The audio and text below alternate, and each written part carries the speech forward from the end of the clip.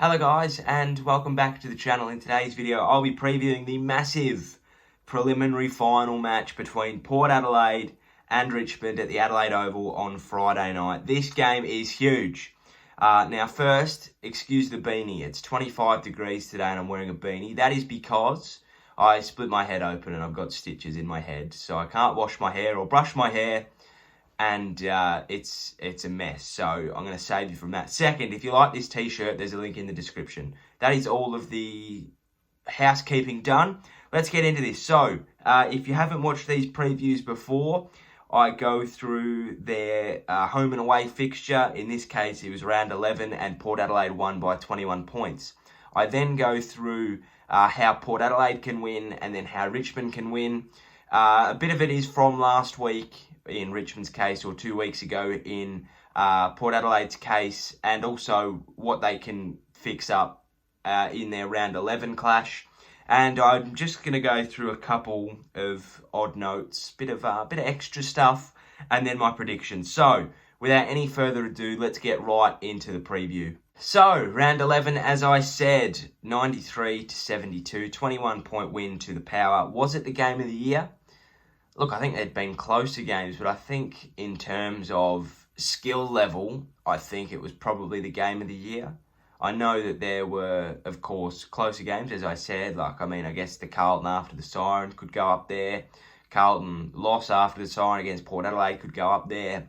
You know, St Kilda, there's games that could beat it, but I think in terms of heavyweight versus heavyweight, you know, Ali versus Fraser, that was sort of the game of the year for me.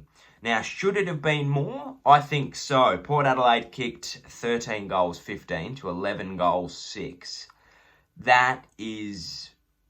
is it a missed opportunity? Could they have won by 8 goals? Who knows? Could they have kicked away? There's a bunch of could-haves and should-haves and would-haves, but they didn't. And that is going to be really interesting. Were they kept in the game by their inaccuracy? Who knows?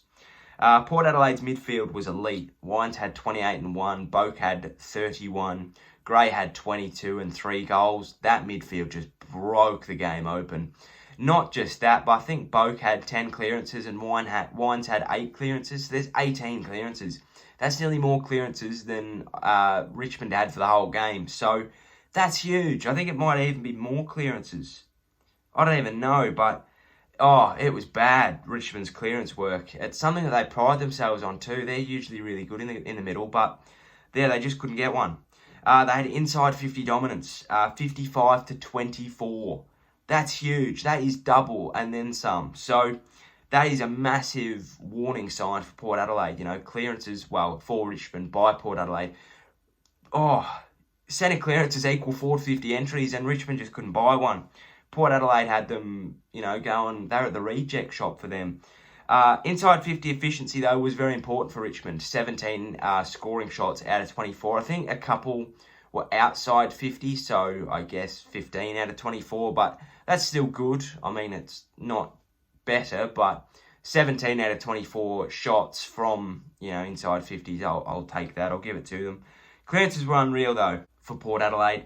40-22 after getting belted in the hitouts. Now, that's a common theme for Port Adelaide this year, and Geelong as well. You can see teams that struggle in the ruck department. They're really good clearance-wise. You can see that, I guess, Collingwood and even St Kilda and Melbourne, they all have lower clearance levels to a team like Port Adelaide because they're almost making up for a second ruckman in there. Now, I'm not saying that Laddams is a second ruckman, but he's definitely not at the level where he can put stuff on a platter sort of thing. Like, he's having to almost make up for his own efforts. And that's where Port Adelaide's midfield, including your Wines and your Boaks, really make up for it and they drive it out of there. So that's really important. And the fast start was also huge. Port Adelaide kicked, I think, 4 of the first 5 or 5 in the first quarter. Huge. You're not going to win from behind against Richmond, so you need to get that fast start, and that's what they did. Now, for Port Adelaide to win, treat this game like any other. I would imagine that you're up against the Tigers, the reigning premiers, and they're got a head full of steam. They're starting to snowball a little bit. Had a pretty good game against the Saints. You've had a week off. Preliminary home final. Nerves are going to be there. So you need to treat this game like any other. You cannot be any more scared of this game than you were against Geelong, because I think Geelong are probably more of a boogeyman than Richmond, because Geelong beat the crap out of them a few weeks ago, whereas they actually beat Richmond. So they just need to be treating this game like any other. They need to get the jump. As I said, you're not beating Richmond from behind. You need to get the jump, and that's what they need to do. They need to assert their dominance early. They need to bully that midfield, really get under their skin, take Dusty out in a contest early, not actually take him out of the game, but just let him know that although he's a great player, he's not to the level that you are today. And that's what they need to do. They need to get in, they need to win that contested ball, and they've got some absolute gems in that midfield for contested possession. Tom Rockcliffe is unbelievable getting that contested ball, and so's Ollie Wines. That's why they're called the bull and the pig. Like, they just get in, get under, get it out. Like, it's quite impressive to watch, and I don't quite think Richmond can match that. So they just need to bully the midfield, and they need to use that midfield dominance to get the jump. You know, Charlie needs to be on. And they've got some really good runners in there too, like, I guess, Butters is there, Sam Powell-Pepper. They've got the forward crummers, but they've got that tall timber as well. If Georgiades, I don't know if he's playing, and Marshall, I don't know if he's playing. He was injured, so that'll be interesting. And Charlie can all fire early. The confidence will grow. The home crowd will go yippity-dippity-doo. We're on. So that'll be huge. Do the easy things well and turn those 50-50s into 70-30s. I think for Port Adelaide against Richmond, I think for any team against Richmond, Richmond have got that we're here sort of vibe. They've got that hoodoo sort of thing that they carry, and what you need to do against Richmond is don't overcomplicate things. St Kilda on the weekend, I'm a diehard Saints supporter. We tried to do the impossible a lot of times, and it's not going to work against them, and it didn't. So you need to do the easy things well. Go back to your basics, you know, kick and mark, kick and handball, hit your handball, make your tackle stick, sort of thing. And then when you're doing them well, maybe start to take a screamer, or start to banana one that you wouldn't usually, you know, because sometimes those things pay off, especially in finals, big moments, right? Do the easy things well and turn the 50-50s into 70-30s. If there's a ball that you can't get, you know, that's again a 50-50, make a beeline for it, because at the end of the day, if that doesn't pay off, you look like a bit of a numpty. If it does pay off, you're a hero. And, you know, as I've said, just for something different, finals aren't made of, you know, who's going to kick straightest. They're made of moments, and a moment could be a Tom Jonas leaving Tom Lynch to clean up Jack Riewoldt, gets the ball, they go forward down the wing, they get a big mark from Charlie and a goal. Like, that is huge. They don't win finals by playing it safe. So that's what they need to do. They need to convert. 13-15, you can't do that again against Richmond, because they're going to make you pay. Take a risk, I think. They've got to. Now, as much as I'm about to say they've got nothing to lose, they've got absolutely everything to lose. But, you know, as much as Richmond, probably not. So just take a risk, you know. Bite off a kick into the corridor, because it might work, you know. If it does work, you know, it's huge. If it doesn't, your defence is in a bit of trouble. But, you know, take a risk and cut the corridor off at all costs. Richmond are stupidly good at getting it in Batchahooli's hands, transitioning it through the corridor and scoring direct from there. And that's massive. You know, cut the corridor off at all costs. And I think they've got the players to do that. So that's huge. For Richmond to win, get your players into the game. 11 players had less than 10 disposals in round 11. And that is huge. Now, Jack Riewoldt had 7. He kicked 3 from his 7. So he probably gets an exemption. Maybe he gets a C, I guess. But, you know, apart from Jack Riewoldt, that's half your team, almost. Probably more than half of your team on the ground at the time. So they need to get their players into the game early, especially those mids. Like, I think, if you look at it, I think like your Liam Bakers, your Tom Lynch's, the people that you'd normally expect to hoover up 15 or 16 had 4 and 5. So that's huge. They need to win a centre clearance. Stating the obvious. Stating the absolute obvious.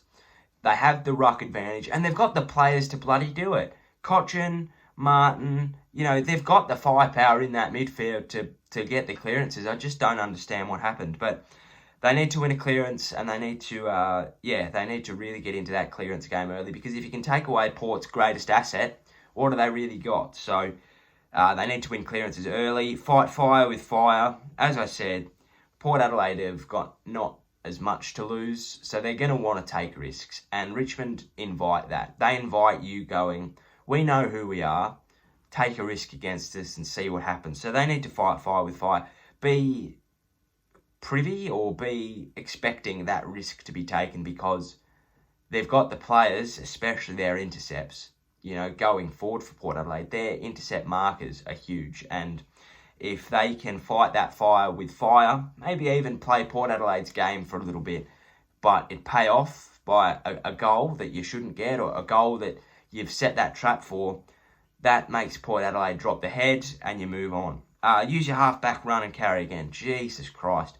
They were huge against St Kilda. Hooley had 32. Vlosten always had the ball near him. They did so well. Baker would just run out, and then they just move it into the corridor seamlessly. It was unbelievable. Use that again and use the corridor, because you've got the forward star power to really, really, really hurt Port Adelaide on the counter. So that'll be huge. Just, and that's the thing, is that Richmond, when they can get that right, are huge. But Port Adelaide's defence, and most importantly their forward and midfield, don't let that happen. They play a really defensive brand of footy that can really hurt you on the attacking counter. It's really cool to watch. My last note for Richmond to win is get the jump. Absolutely, they have to get the jump to win this game. If they don't get the jump, they're not going to win. They can't get dragged into a war, because we saw when it was close in round 11, Port Adelaide took 10 minutes off the clock after they'd scored 3 goals. But what they can do is, it was a close game at 3/4 time, right? Can't quite remember. I probably should have researched that. Good one, me. But it was close. I think it was 8 points or something. A goal can, really stem the flow, or it can turn the game on its head. But Port Adelaide come out, they scored 3 quick goals, and then they parked the bus. And that's the thing. If Richmond don't get the jump, Port Adelaide are just going to park the bus again. And I don't think Richmond can get past that, because what Port Adelaide did by parking the bus, they just made it into a dogfight. And Richmond can't quite afford a dogfight for 3/4. So they need to get the jump. Some more notes here. The forward battle will be awesome. It's really, we've got Dunstall versus Lockett type stuff here. Lynch versus Dixon. It's not even close to the stature, but they're 2 big key forwards that like to take marks and like to bully their opponents. So that'll be huge. Whoever gets the better of the 2 will win the game for their team. Dusty never plays a bad final. I know I sound like every Channel 7 commentator going around, but it's true. Didn't have that much of an impact, I didn't think, but he still had 25 and a goal. So, huge. And who stands up will be the main thing in all of this. Whoever stands up will be huge. Will it be Robbie Gray? Will it be Daniel Rioli? Will it be Marlon Pickett? Will it be Dustin Martin? Will it be Travis? But who's going to take that opportunity, and who's going to take the game by the scruff of the neck in big pivotal stages and win the game for their team? My prediction, Port by 3 goals. I think that if they can hold off Geelong the way they did after a week off, I think that they'll be all right. Richmond have had to do it the hard way. They're probably in unknown waters at the moment, so that'll be really interesting to see. But you can never count Richmond out of this game. I'd love to see Port Adelaide get up. I think that'd be really awesome after the year they've had. So that's why I'm predicting Port by 3 goals. That is my preview. Hope you enjoyed it. If you did, please give us a like and a subscribe down below. Hope it was cool. Thanks for watching. Geelong and Brisbane preview coming tomorrow, so look out for that. Hope you have a great day. Cheerio, sayonara, and goodbye.